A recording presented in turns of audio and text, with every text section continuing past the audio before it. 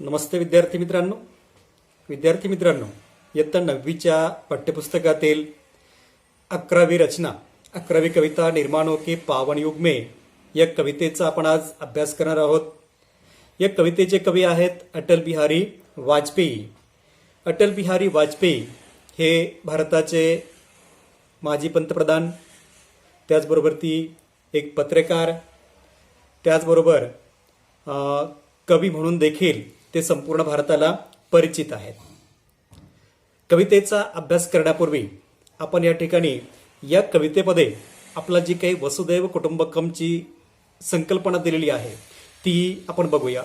वसुदैव कुटुंबकम म्हणजेच हे विश्वची माझे घर। जसं आपण बघतो की आज माणुसकी नष्ट होत चाललेली आहे। पूर्वीच्या काळी कौटुंबिक जीवन प्रणाली होती आणि या कौटुंबिक जीवन प्रणालीमध्ये अनेक लोकांचं एक कुटुंब असायचं आणि त्यातून विचारांची देवाणघेवाण होणं किंवा माणुसकी जी आहे या माणुसकीची देवाणघेवाण या ठिकाणी होत होती आणि चांगल्या प्रकारचं जे काही जीवन आहे हे चांगल्या प्रकारचं जीवन त्या ठिकाणी या काळातील लोक जगत होते। परंतु आज विज्ञान युगामध्ये अशा प्रकारे वसुदैव कुटुंबकमची जी काही संकल्पना आहे किंवा हे विश्वाची माझे घर ही संकल्पना जी आहे ती आता खूप संकुचित बनलेली आहे। प्रत्येक व्यक्ती फक्त स्वतःचा परिवार म्हणजे स्वतःची पत्नी आणि स्वतःची मुलं अशा प्रकारे व्यक्तीची कुटुंबाची जी काही व्याख्या आहे ती निर्माण झालेली आहे। म्हणजेच संकुचित मनोवृत्ती या व्यक्तीची निर्माण झालेली आहे। परंतु या ठिकाणी कवी अटल बिहारी वाजपेयी यांना हे अभिप्रेत नाहीये। कुटुंब म्हणजे ते वसुदैव कुटुंबकम असलं पाहिजे। या संपूर्ण विश्वाला स्वतःचं घर मानणं इथपर्यंत आपली मानसिकता पाहिजे किंवा अशा प्रकारे एवढा आपला विशाल दृष्टिकोन पाहिजे।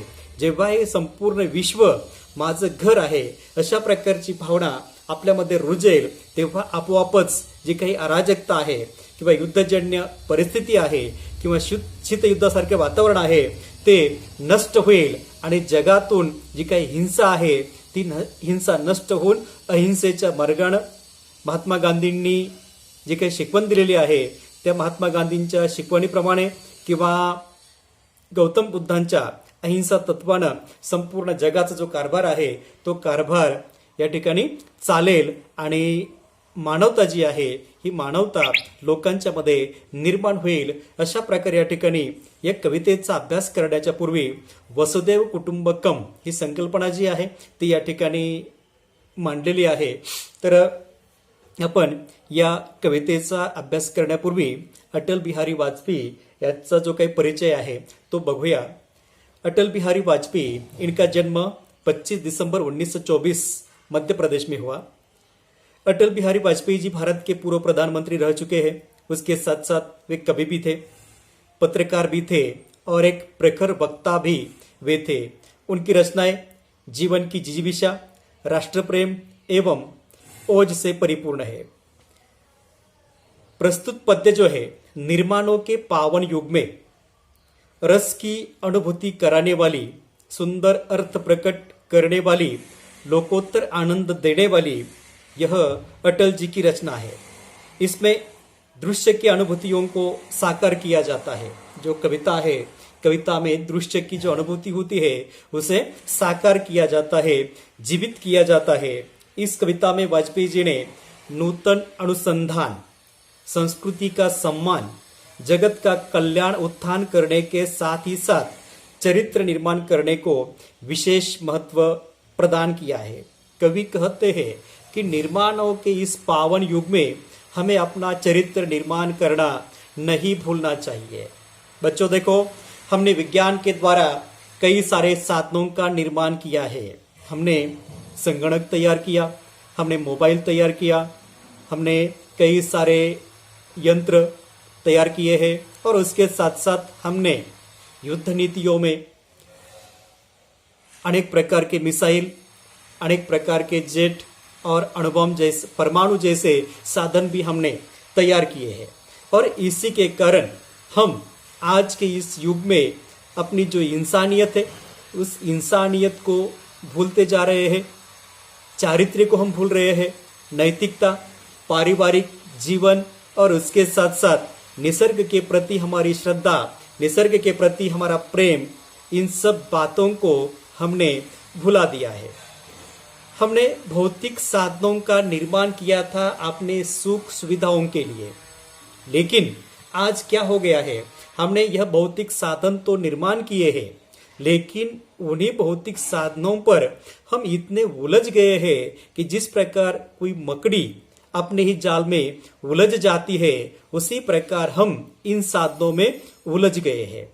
हमने जो अनुसंधान किया है, हमने जो खोज की है, हमने जो भौतिक साधन निर्माण किए हैं, इन साधनों का निर्माण मनुष्य की जो इंसानियत है, मनुष्य की जो मानवता है, उस मानवता के यहाँ पर विपरीत वह आ रहा है, या मानवता के आड़े आ रहा है, ऐसा हम कह सकते हैं। क्योंकि इसी के कारण जो व्यक्ति की प्रवृत्ति है, वह व्यक्ति की प्रवृत्ति सीमित होती हुई नजर आ रही है। देखो, हम देखते हैं कविता निर्माणों के पावन युग में, निर्माणों के पावन युग में हम चरित्र निर्माण न भूलें। स्वार्थ साधना की आंधी में वसुधा का कल्याण न भूले।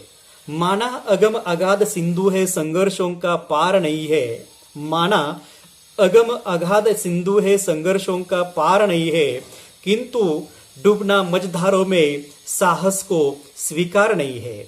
जटिल समस्या सुलझाने को नूतन अनुसंधान न भूले।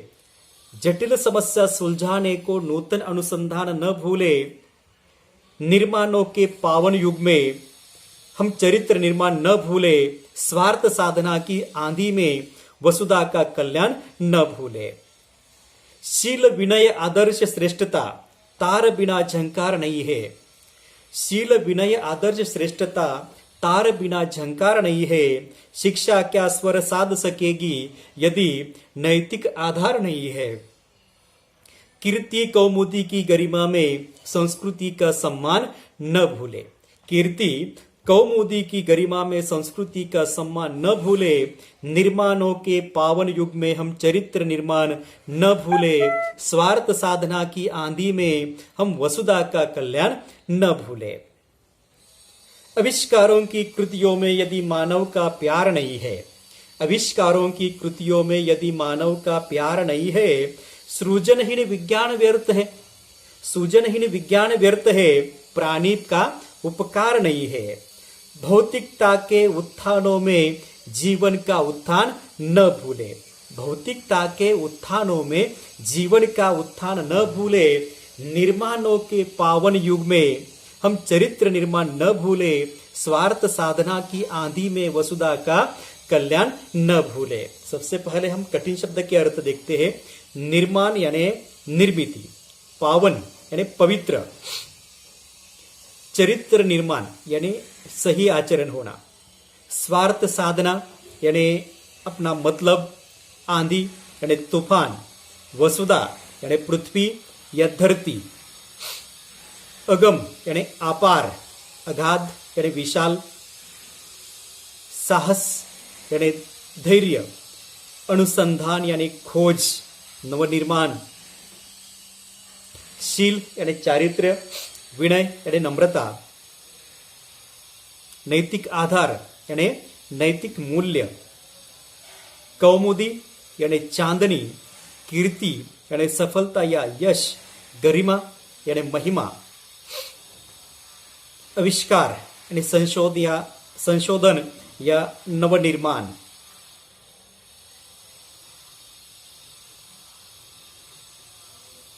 उत्थान यानी प्रगति। तो इस प्रकार यहां पर यह कठिन शब्द है इस कविता के।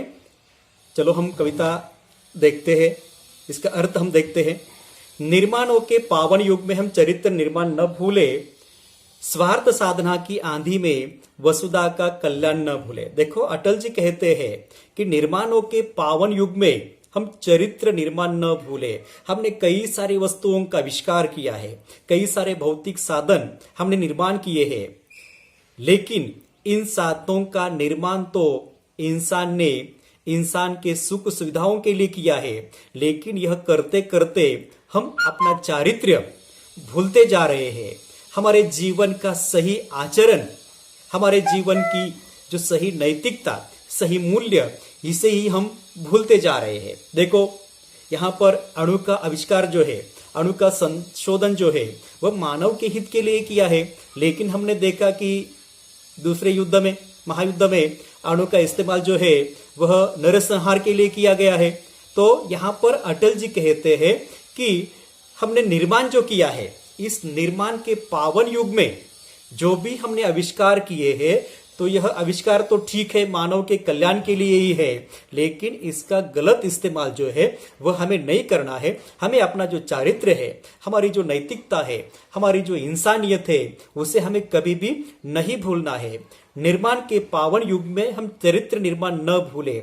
जो भी हमें संशोधन करना है, खोजें करनी है, आविष्कार हमें निर्माण करना है, वह हम करते रहे, लेकिन यह करते करते हमें अपना खुद का जो चारित्र्य है उसे भी देखना है, चारित्र्य को भी हमें निर्माण करना है।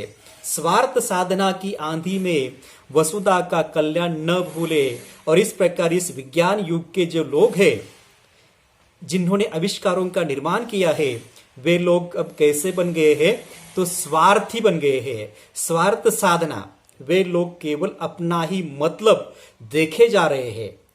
इस प्रकार की एक आंधी ही आ गई है कि जिसे देखो वह व्यक्ति अपने निजी जीवन में केवल स्वार्थ से भरा हुआ है, केवल स्वार्थी वृत्ति का वह बन गया है।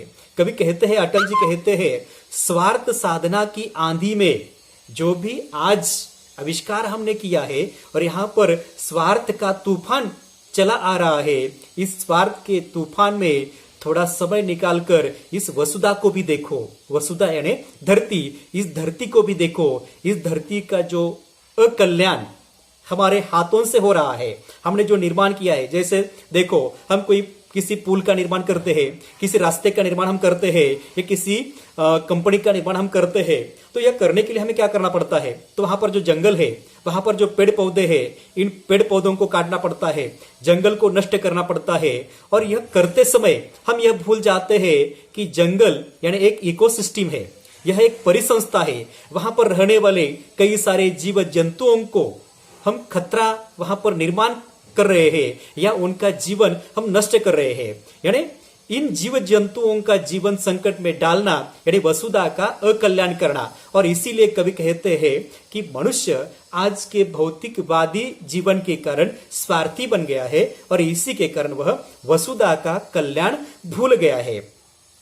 हमें इस धरती पर प्रेम करना है, हमें इस वसुंधरा पर, वसुधा पर प्रेम करना है। और जब भी हम इस धरती पर प्रेम करेंगे, तो पेड़ पौधों को काटने से पहले, जंगल को नष्ट करने से पहले, इस प्रकृति में कुछ दखल अंदाजी देने से पहले हम क्या करेंगे, सोच विचार करेंगे कि हम ऐसा जो कर रहे हैं, क्या यह बात ठीक है।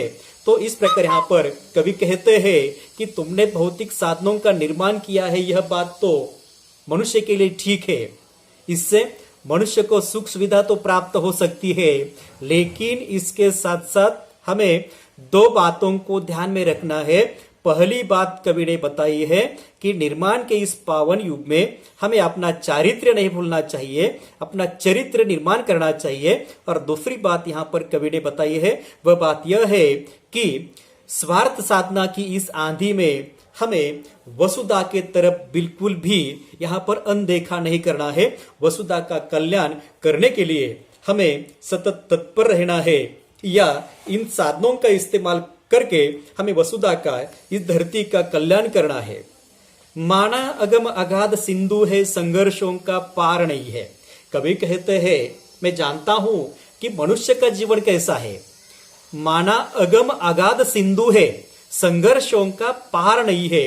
मनुष्य के जीवन में संघर्ष कितने हैं, तो मनुष्य के जीवन के संघर्ष कैसे है, तो सिंधु जैसे अगाध है। सिंधु यानी समुद्र, अगाध यानी बहुत ही विशाल। जिस प्रकार समुद्र का कहीं पर भी अंत नहीं है, जिस प्रकार हम ऊपर देखते हैं तो ऊपर का आसमान बहुत ही अगाध है, विशाल है, उसी प्रकार यहाँ पर यह सिंधु, यह सागर भी बहुत ही विशाल है।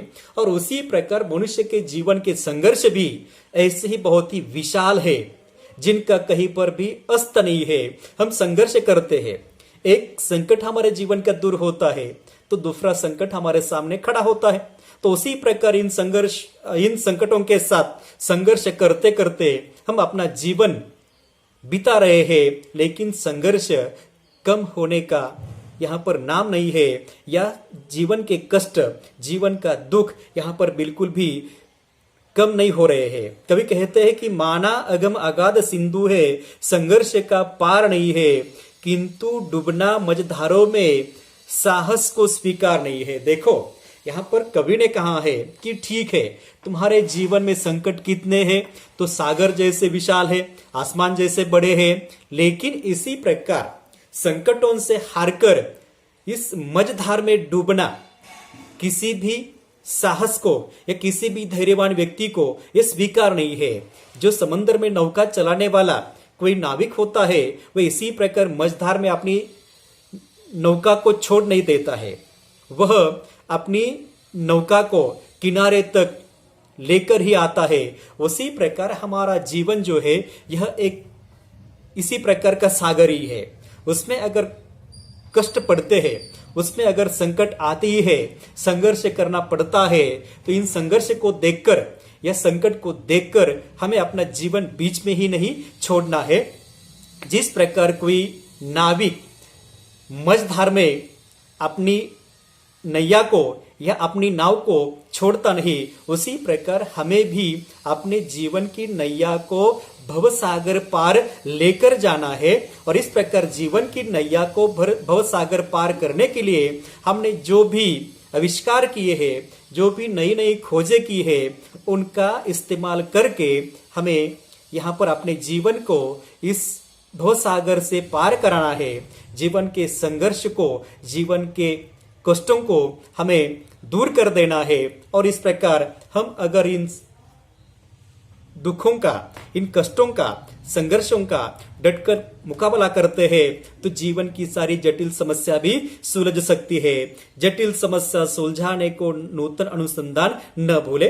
अब कभी कहते हैं कि ठीक है, जीवन में इस प्रकार के कष्ट है, जीवन में संघर्ष है, अगर हमें जीवन के संघर्षों को कम करना है, जीवन के कष्टों को दूर करना है, तो कभी क्या कहते हैं, जटिल समस्या सुलझाने को नूतन अनुसंधान न भूले।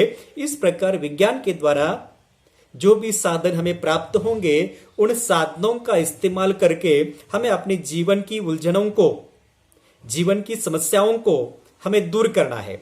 बस केवल जीवन की समस्याओं को दूर करने के लिए ही हमें इन साधनों का इस्तेमाल करना है, ना कि मानव के अकल्याण के लिए, ना कि इस वसुधा के अकल्याण के लिए। और इस प्रकार यहाँ पर कवि कहते हैं कि जो हमारा जीवन एक मझधार जैसा है, हमारा जीवन एक सिंधु जैसा है, उसी प्रकार यहाँ पर जो भी समस्या निर्माण होती है, वह समस्या दूर करने के लिए हमें जो खोजे है, संशोधन है, वह तो जारी रखना ही है। लेकिन इन अनुसंधान के साथ साथ, इन खोजों के साथ साथ हमें वसुधा के कल्याण के लिए भी कुछ न कुछ करना है। निर्माणों के पावन युग में हम चरित्र निर्माण न भूले, स्वार्थ साधना की आंधी में वसुधा का कल्याण न भूले। कभी कहते हैं कि ठीक है, हमें कुछ निर्माण करना है तो हम कर सकते हैं, लेकिन इन अनुसंधानों के साथ साथ हमें अपना खुद का चारित्र जो है उसका भी निर्माण करना है। हमारी एक अलग पहचान है, हमारी एक अलग संस्कृति है, इस संस्कृति को हमें भूलना नहीं है, हमें अपने चारित्र को भूलना नहीं है। और हमें क्या करना है, तो इस वसुधा का कल्याण भी देखना है। खोजे करो, लेकिन उन खोजों के साथ साथ हमें इस वसुधा का यानी धरती का कल्याण भी करना है। क्योंकि हम जानते हैं कि हमने जो भी कुछ विज्ञान के कारण खोजें की है, तो कई सारी खोजों का इस्तेमाल जो होता है वह मनुष्य का जीवन सुखकर बनाने में भी होता है, और मनुष्य के जीवन में इसके कारण उलझने भी निर्माण हो रही है। शील विनय आदर्श श्रेष्ठता तार बिना झंकार नहीं है। कवि कहते हैं कि देखो, झंकार यानी स्वर। कवि कहते हैं कि जो वीणा होती है, उस वीणा को कई सारे तार होते हैं, और इन सारी तारों का एक सुरेल संगीत निर्माण होता है। 7 प्रकार के स्वरों का निर्माण इन तारों को छेड़ने से तैयार होता है। सारे गम पद निसा। इस प्रकार यहाँ पर कवि कहते हैं कि हमारे जीवन के स्वर क्या है, हमारे जीवन के सारे गम पद निसा क्या है, तो शील, विनय, आदर्श, श्रेष्ठता ये हमारे जीवन की वीणा के तार है। शील यानी चारित्र्य, विनय यानी नम्रता, उसके साथ साथ आदर्श और श्रेष्ठता यह हमारे जीवन के तार है। जब यह सारी बातें हमारे जीवन में होती है तो हमारे जीवन से भी एक सुरेल संगीत का निर्माण जो है वह सुरेल संगीत का निर्माण हो सकता है। जिस प्रकार यहाँ पर वीणा की तार छेड़ने से एक बहुत ही मधुर जो स्वर है, झंकार है, उसका निर्माण होता है, उसी प्रकार यहाँ पर मनुष्य के जीवन की किसी भी एक तार को छेड़ो, शील को या विनय को या आदर्श को या श्रेष्ठता को, प्रत्येक एक बात से यहाँ पर मनुष्य के जीवन में बहुत ही सुमधुर संगीत जो है वह निर्माण हो सकता है। मनुष्य की जो पहचान है वह शील से होती है, मनुष्य की पहचान विनय से होती है, मनुष्य की पहचान आदर्श से होती है और मनुष्य की पहचान उसकी श्रेष्ठता से होती है। और उसी प्रकार संगीत का प्रत्येक एक स्वर जो है वह अपने आप में महत्व रखता है। उसी प्रकार जीवन की यह जो बातें हैं वह बातें भी प्रत्येक व्यक्ति के जीवन को श्रेष्ठ बनाने में यहाँ पर मददगार साबित होती है। शिक्षा क्या स्वर साध सकेगी यदि नैतिक आधार नहीं है। हम शिक्षा तो प्राप्त करते हैं, हम पढ़ाई तो करते हैं, लेकिन अगर इन पढ़ाई से, इस शिक्षा से नैतिक मूल्य हमें प्राप्त नहीं होते या नैतिक मूल्यों को हम स्वीकारते नहीं तो यह शिक्षा बेकार की है। शिक्षा क्या स्वर साध सकेगी, जिस संगीत में सारे गम पद निसा नहीं है, केवल बजता है, तो यह संगीत बेकार का है। जिस शिक्षा में नैतिक मूल्य नहीं है, नैतिक आधार नहीं है, संस्कृति नहीं है, चारित्र्य निर्माण के लिए कुछ बताया नहीं गया है, तो यह शिक्षा बिल्कुल बेकार साबित हो सकती है। शिक्षा क्या स्वर साध सकेगी यदि नैतिक आधार नहीं है। कीर्ति कौमुदी की गरिमा में संस्कृति का सम्मान न भूले। कीर्ती यानी यश, कौमुदी यानी चांदणी।